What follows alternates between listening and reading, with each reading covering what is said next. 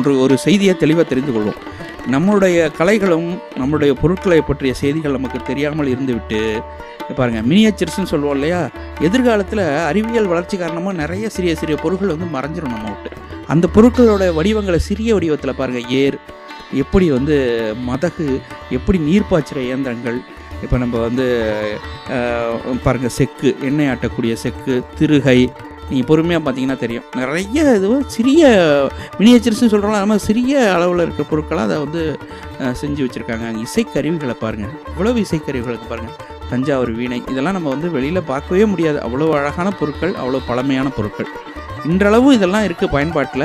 இருந்தாலும் பார்த்திங்கன்னா அந்த காலத்தில் பயன்படுத்தின பொருட்களோட நேர்த்தி வந்து மிக அதிகமாக இருக்கும். இப்போ வந்து அது ஒரு பொருளாதார காரணமாக இல்லை கால சூழ்நிலை காரணமாக அது குறைந்திருக்கும். ஆனால் முன்னைய தலைமுறைகளில் எவ்வளவு அறிவோடையும் எவ்வளவு பொறுமையோடையும் அதை செயல்படுத்தியிருக்காங்கன்றதை இது மூலயமா நீங்கள் பார்க்கலாம்.